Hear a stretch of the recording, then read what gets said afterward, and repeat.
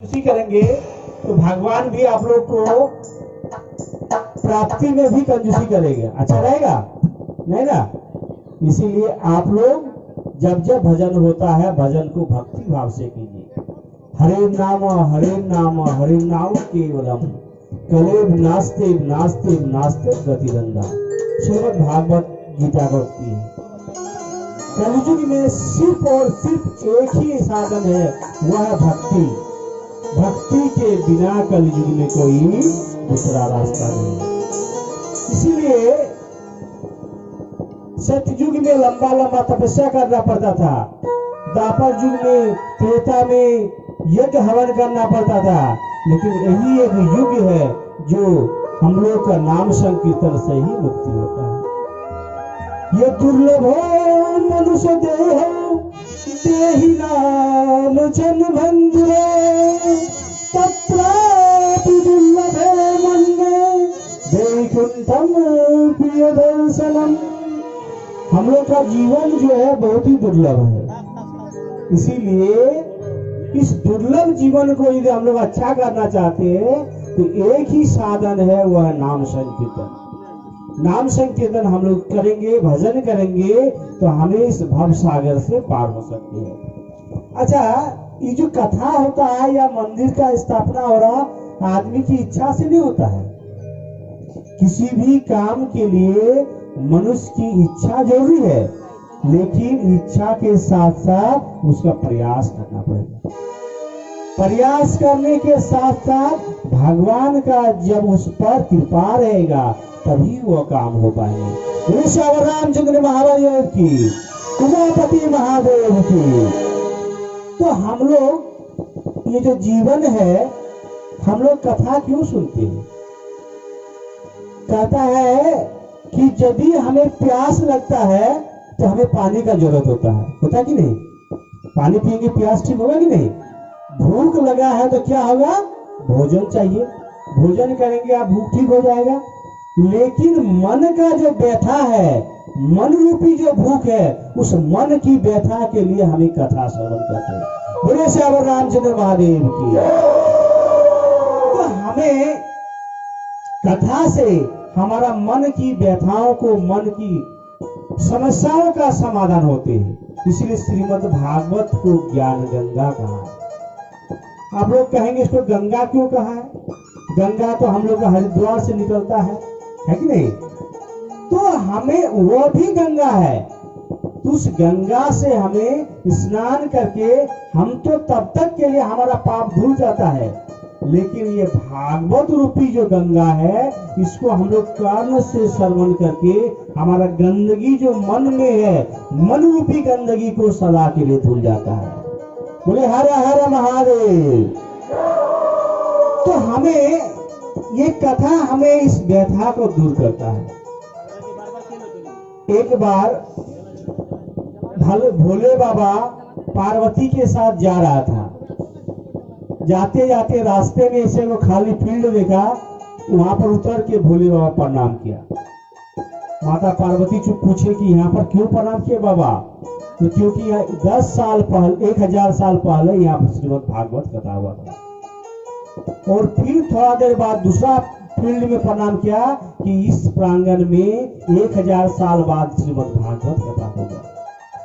तो ये हमारा भागवत कथा का जो फल किसको मिलता है? भागवत कथा का फल हमें 4 व्यक्ति को मिलता है। जो भागवत कथा हम लोग करते हैं, हम लोग को जो भागवत कथा श्रवण करते हैं उसको, और ये जो भागवत कथा का ऑर्गेनाइजर है, उस ऑर्गेनाइजर को जिसने अथक प्रयास से श्रीमद् भागवत कथा करवा रहा है, और जो भागवत जिस जगह पर होता है उस भागवत जमीन को, और इस कथा के लिए जो सहयोग करता है, चाहे अर्थ सहयोग करे, चाहे धन सहयोग करे, चाहे किसी भी प्रकार का जो हेल्प करता है, सहयोग करता है, उसे भी भागवत की फल प्राप्ति होती है। या मृत्यु के पश्चात किसी के उपरांत किसी के नाम के कारण से उसका भागवत कथा कराया जाए तो उसे भी मुक्ति प्राप्ति होती है। श्रीमद् भागवत में धुंधरी का भी कथा आता, उसे मुक्ति प्राप्त हुआ था। तो हम लोग भागवत जो श्रवण करते हैं, इसमें हम लोग का पहला श्लोक है कि सच्चिदानंद रूपाय विश्वोत्पत्त्यादि हेतवे तापत्र विनाशाय श्री कृष्णाय वयं नमः। भगवान का रूप का वर्णन क्या है? सच्चित एवं आनंद। इसलिए भगवान सत्य स्वरूप है। इसलिए भोले बाबा भी कहा था सत्यम शिवम सुंदरम। हमें सत्य ही भगवान है, जो हमें आज है, कल रहेगा, परसों भी रहेंगे। जिस प्रकार से आप लोग आभूषण बनाते सोना का, तो आपको गले में हार पहने हुए हैं, कान में बाली पहने हुए, जिसको गला दिया जाए तो उसका वास्तविक स्वरूप सोना प्राप्त होगा। ठीक उसी प्रकार का भगवान रूपी तत्व हमेशा हमेशा के लिए विद्यमान है। और वह कैसा है? चित्त स्वरूप है, हमारा घट के अंदर विराजमान है। हमें बाहर ढूंढने का जरूरत नहीं है। मोको कहाँ ढूंढो बंधु, मैं तो तेरे पास में। नामे मंदिर नामा में मस्जिद, ना को काबे कैलाश में। खोजी हुई तू तुरंत ही मिले पलवर के तलाश में। भगवान हमारे ही पास है। हमें उससे गुरु की कृपा से उस चक्षु को खोल के हमें उसे प्राप्त करना है। इसीलिए तभी आपको भागवत का अमृत रस पान होगा। और भगवान आनंद स्वरूप है। इसीलिए हम लोग ये कथा श्रवण करते हैं। सच्चिदानंद रूपाय विश्वोत्पत्त्यादि हेतवे तापत्र विनाशाय। भगवान जो है, ताप जो है 3 प्रकार का, शारीरिक ताप, देहिक ताप, भौतिक ताप, ये तीनों तापों को दूर करता है। जो कथा में 10 रुपया दान करता है, वह उसका आने वाला के लिए वह लाखों का बन जाता है। उसे वह दान की प्राप्ति होती है। यदि वह कथा के लिए हम लोग जीवन रूपी हेल्प करते हैं, शारीरिक श्रम करते हैं, वह श्रम वहां मिलता है। इसीलिए हमें सच्चिदानंद स्वरूप में हमें प्राप्ति होती है। हम लोग कथा के लिए एक बार माता सती और भोले बाबा जा रहे थे। जाते जाते उसने देखा कि भगवान श्री रामचंद्र उसकी पत्नी की खोज कर रहे हैं।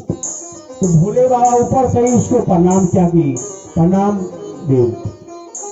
लेकिन पार्वती बोल रहा कि आप किसको प्रणाम करते हैं? पार्वती ने भोले बाबा कहता है कि वो जो जंगल में घूम रहा है वो भगवान श्री रामचंद्र है, वो नारायण का अवतार है, इसीलिए हम उसको प्रणाम करते हैं।